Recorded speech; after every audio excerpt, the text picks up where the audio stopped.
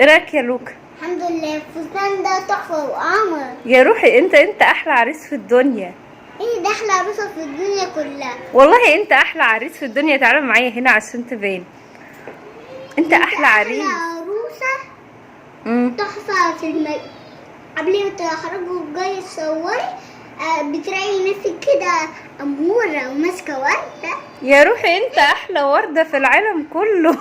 عقبال ما اشوفك عريس يا رب. هتقف يا جنبي النهارده وانا عروسه ولا مش هتقف جنبي؟ أو جنبك. هترقص رقص جامد في الفرح ولا مش هترقص رقص لا جامد؟ بس بقى عكة زي عكواوي. ايوه بقى، انا عايزاك تقف جنبي وانا عروسه امم عشان اقف جنبك وانت عريس. اه ماشي. ماشي. يلا نبتدي. يلا نبتدي يلا. الفيديو. باي. ازيكم يا بنات، عاملين ايه؟ يا رب تكونوا بخير. اللوكا طبعا حابب ان هو يتكلم معايا في الفيديو دوت. ازيكم يا بنات، عاملين ايه؟ بقالي كتير ما نزلتش فيديوهات. الفيديو بقى بتاع النهارده بصوا فيديو قمر جدا. هشارك معاكم النهارده احتفالي بعيد جوازي السادس. لو اول مره بقى بتشوفوا قناتي وعجبتك اشتركي فيها وفعلي زر الجرس على الكل عشان كل ما اعمل فيديو جديد يوصلك اشعار بيه. اول حاجه بقى، اليوم معانا طويل، فطبعا حضرت كوبايه نسكافيه كده عشان ايه نصحصح بقى كده ونفوق لليوم. المهم اليوم دوت انا قررت ان انا السنه دي احتفل بيه بطريقه مختلفه شويه عن السنين اللي فاتت، خصوصا ان السنه السادسه دي عيد جوازي موافق نفس اليوم اللي انا اتجوزت فيه اللي هو يوم التلات.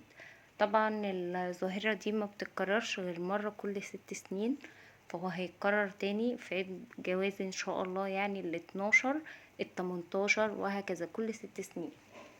فانا عرفت دوت متأخر لما ببص كده وبشوف تاريخ عيد جوازي، فلقيته مصادف يوم تلات، فقلت لازم أنا افكر في فكرة اخلي الاحتفال مختلف شوية عن السنين اللي فاتت. المهم جات لي الفكرة ان انا اجر فستان ابيض واعمل ميك اب بقى، واللي هو بقى ايه، البس عروسة من تاني.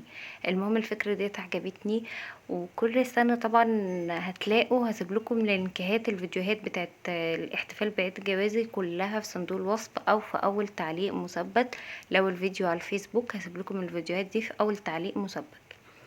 المهم ان انا كل سنة بحاول ان انا اغير شوية من طريقة الاحتفال، فالفكرة ديت كانت حلوة جدا. عملتها السنة اللي فاتت بس ما كانش فستان، يعني حطيت لنفسي ميك اب وكده، وكان عندي عباية استقبال حلوة قوي كده لونها ابيض.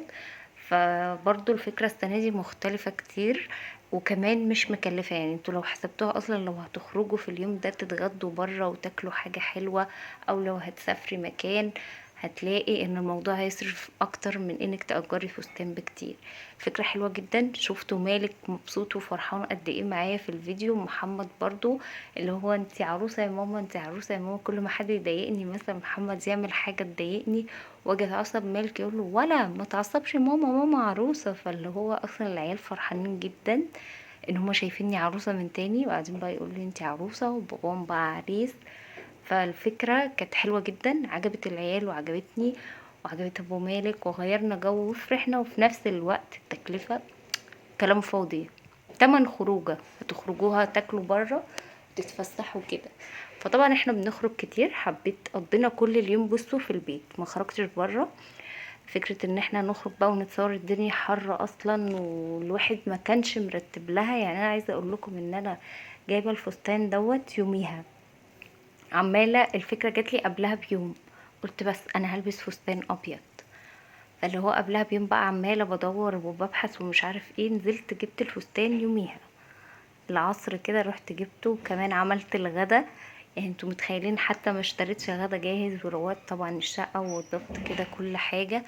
فهو احنا بس كده نحاول ان احنا نعمل حاجة تبسطنا، تلاقوا نفسكم اتحمستوا كده واتشجعتوا، والطاقة مش هتعرفوا جت منين. يعني انا بسم الله ما شاء الله عليا، الله اكبر، مش عارفة اليوم دوت عملت حاجات كتير جدا. يعني نزلت جبت الفستان وربنا بصوا كان مبارك في اليوم. يعني لو عروسة بجد بتحسي ان اليوم بتبقى قرف. اول حاجة في ناس فعلا بيبقى اليوم فيه بركة وبتبقى الدنيا متسهلة معاهم، وفي ناس بتفوتهم حاجات كتيرة ما يلحقوش حاجات كتيرة، فهي بتبقى في الاول وفي الاخر بتبقى قرف يعني، او كل واحد وحظه زي ما بيقولوا.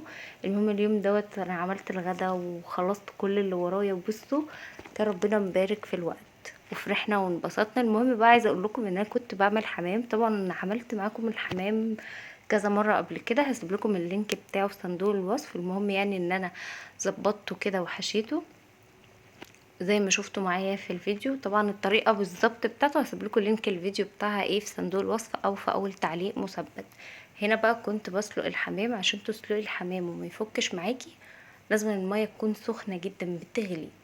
فزي ما شفتوا كده اول ما بتحطي الحمام في الميه انا ما بقفلهوش ولا من الرقبه، هو بكتفه بس كده الرجلين بتاعته، ما بقفلش بقى تاني. هو اول ما بيتحط في الميه نفس فكره الممبار، الرقبه بتاعته بتقفل، والرز طبعا كل الجلد بيقفل كده على الحمام، فالرز ما بيخرجش بره. حتى لو حاجه خرجت بتبقى ايه حاجات بسيطه. حطيت بقى الحاجات دي بتخلي الشوربه تدي مرقة حلوة جدا، فلفل طماطم بصل ورق لوري وكمان فلفل اسمر كزبرة كمون. التوابل دي كلها بتدي مرقة حلوة جدا للشوربة. وجيت هنا برضو جبت الخضرة بقى شبت وكزبرة، وابتدي ان انا اقطعهم كده عشان برضو هعمل محشي بتنجان بقى وكوسة وكمان فلفل بتنجان ابيض واسمر. هشكل تشكيلة كده من المحاشي وسلطة بقى وشوية ملوخية وخلاص احلى غدوة. يعني بصوا لو هتتغدوها برا هتدفعوا فيها اصل الشيء الفلاني. فانتوا عارفين ان انا بحب اعمل كل حاجة بنفسي، طالما هعرف ان انا اعمل الحاجة دي واطلعها حلوة فبحب ان انا اعملها. فطبعا كان احسن بكتير ان انا اعمل اكل في البيت احسن ما اوديه مثلا يتعمل بره او اشتريه جاهز. فانا اكلي اصلا حلو وبحب الاكل بتاعي، يعني ما بحبش اصلا اطلب حاجه من بره. قليل قوي لو طلبت اكل جاهز. عارفين انتوا لو هو في ظرف بقى جامد وخلاص انا مش قادره فعلا اعمل اكل بقى، غير كده انا ما بحبش اصلا الاكل الجاهز ولا الاكل بتاع بره. المهم بقى غسلت الرز طبعا وكنت سايباه يتصفى، وكنت بقى مظبطه التسبيكه او التغذيه بتاعه المحشي. ضفت بقى المكونات كده على بعض وقلبتها والحاجات بقى هي متقوره معايا. بصوا الحركه دي طبعا كلنا نفسنا الحركه دي تبقى موجوده في حياتنا كلها، نعمل حاجه بس كده هي تتعمل. هنا بقى كان المحشي خلاص استوى والحمام كمان اتسلق وبيتحمر، والاكل بصوا كان خطير. المحشي بجد كان حاجه بصوا تحفه، والحمام بقى كان حمام بص طعمه كان حلو جدا مسكر.